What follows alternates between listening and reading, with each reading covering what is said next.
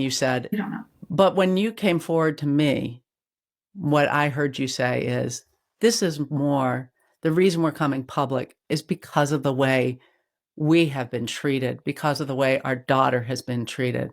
100%. That's it. That's it. This culture has to change. Every little voice matters. You're not going to silence a voice because a billion-dollar ministry is more important. I believe that's why God gave us the courage to come forward and talk about this. Yeah. We truly wanted, especially I wanted to run away and not deal with these people and go somewhere safe. Why would we take the harder road? Why would we put ourselves to public scrutiny or any of this? We fasted, we prayed, we felt truly God said, you're going to speak, because I believe God's heart is bigger than just our story, and he's making a change in the body. And these people have to be held accountable to never do these things. And, we don't care about what we could lose. This is about doing the right thing and setting that the truth needs to be the truth. And this should never happen regardless of the size of the organization or the ministry. Nothing is too big to cover up or put like a victim, to keep them quiet or not allow the truth to come out because you're trying to protect the image of your organization. Hello, and welcome back to the channel. Today, we are diving into a very serious story that has shaken a prominent Christian media family.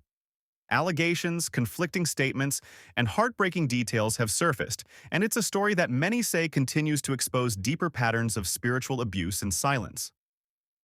We're going to break it down step by step, clarify the timeline, and examine the key voices involved. We'll be looking at critical details from the events between 2020 and 2021, including the abuse allegations and a disturbing incident at a beach retreat, to uncover what really happened. Let's get into it. To give some quick context, this story begins in November 2020, when a young child, Susie's daughter, allegedly disclosed inappropriate behavior. Susie claims that she immediately wanted to go to the police but was advised otherwise by her mother, Joni. Here's where the story splits. Joni presents one version of events, that she accompanied Susie to the school and was fully supportive. But Susie describes it differently. She claims Joni insisted on meeting with her daughter one-on-one before involving the school or authorities, a critical detail Joni doesn't initially mention. Let's break down what's been said in public interviews. Joni gave two key interviews, one with YouTuber Marcus Rogers and another on a program called Table Talk. Both interviews paint Joni as a supportive grandmother who accompanied Susie to report the school incident. However, there are significant discrepancies in her accounts. In interview 1, Joni makes no mention of the private one-on-one meeting with Susie's daughter, even though Susie says this meeting happened at Joni's house before going to the school.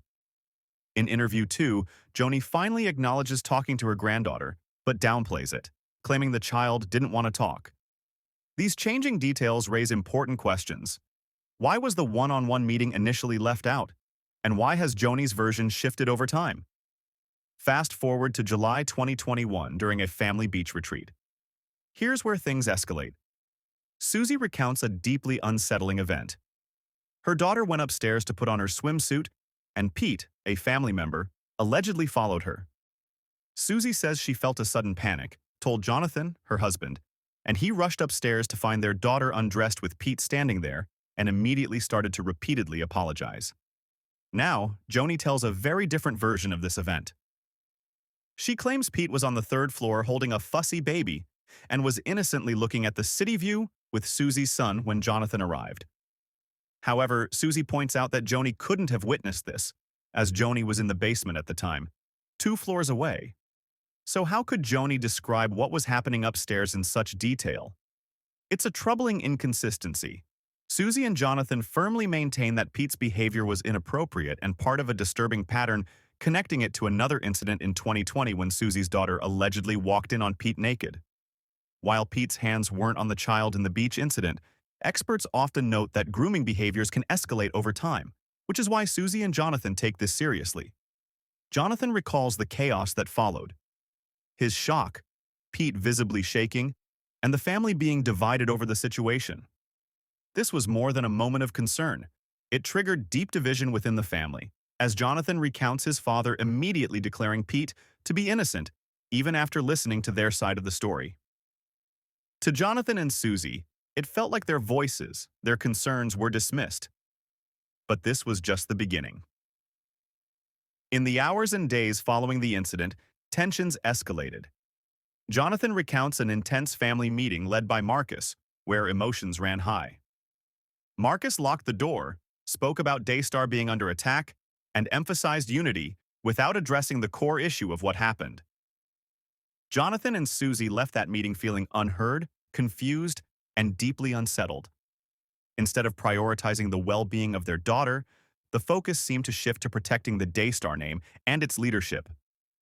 For many survivors, this response is all too familiar. Minimizing the pain, silencing victims, and pressuring families into forgiveness without accountability. This is where the story gets even more complicated. Marcus said there was an internal investigation and that no wrongdoing was found. Yet, Joni later described the process as counseling, downplaying the seriousness of the issue. So, what really happened? Jonathan reveals that counseling wasn't the full story. Instead, a professional named Debbie Leonard, known for identifying abuse perpetrators, was brought in. And her findings were concerning. Debbie couldn't even interview the child properly because she was so terrified, hiding under chairs, showing clear signs of trauma. This wasn't a simple counseling session. It was a cry for help that was seemingly ignored. And then, perhaps one of the most shocking claims came from Joni herself. She told the family that she had prayed, and God told her Pete was innocent. This statement left Jonathan and Susie stunned. This is an example of what many describe as spiritual manipulation, using faith in God's name to silence questions, discourage accountability, and paint whistleblowers as divisive.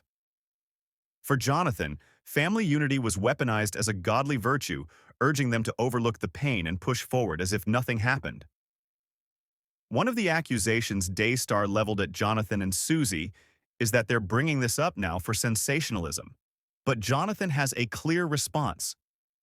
We've carried this burden silently for years, but God sees, God knows.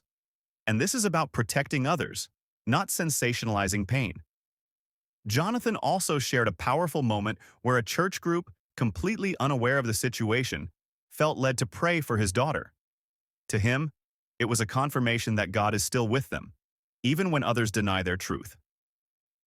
My parents told Denise they wanted to shut down the investigation and to stop documenting anything about this. Denise told Debbie, "They're not going to do anything more. You can drop it." And just like that, it ended. We had no idea about that conversation. Jonathan shares how critical decisions were made without their knowledge. All they knew was their father's words. Pete went to a forensic counselor, he got cleared, so he's innocent. Move on, or find another job. We trusted his word. We tried to move forward, believing that was the truth, Susie said. The control was everywhere. JW and Rebecca, their mortgages are held by the ministry. Financial control, career, family. It's unbelievable. There's no leaving and cleaving. You're stuck, Jonathan adds. Jonathan describes how financial entanglements and family dynamics created immense pressure. Despite this, JW and Rebecca took a stand. I hope JW and Rebecca will come forward. They hold a missing piece to so much of this, Susie said. Another strange moment was brought up, this time a trip to the grocery store. They said that Susie was in line, whispering that a man behind her was looking at her. It was bizarre, but now they're using it to discredit her. Jonathan says, they're using this incident to paint Susie as crazy. It's a distraction. None of it happened. It's gaslighting. In 2022, a family retreat sparked another wave of tension. Jonathan recalls how room arrangements near Pete became a concern. We never would have been okay with our kids next to Pete. We thought we were getting the room next door. Then the plans changed, Jonathan said. This pattern of half-truths and twists continued with a polygraph test. Jonathan frustrated wonders. 3 years later, they claim Pete took a polygraph test. Who conducted it? What were the results? We asked for proof. They gave us nothing but vague statements. Jonathan and Susie emphasize one thing. This isn't about revenge. We're not after Pete's blood. We trust law enforcement. This is about the wrongdoing, the cover-up. Ministries, no matter how big, must be held accountable, Susie says. Jonathan added that before they decided to go public, We fasted, prayed, and felt God telling us to speak up. This culture of silence must change. Every voice matters. This story is more than just conflicting timelines or discrepancies in interviews. It's about a family grappling with trauma, trust, and accountability. Susie and Jonathan's accounts have remained consistent throughout, while Joan's story has shifted, leaving many with questions. It's also a stark reminder of how allegations of abuse, particularly involving children, can fracture families and leave emotional scars that may never fully heal. While this situation continues to unfold publicly, one thing is clear: the truth matters. For Susie, for her daughter, and everyone watching this story closely. Thank you for watching. This is a difficult and emotional story, and we'll continue following it as new details emerge. Let us know your thoughts in the comments below, and please remember to keep it respectful.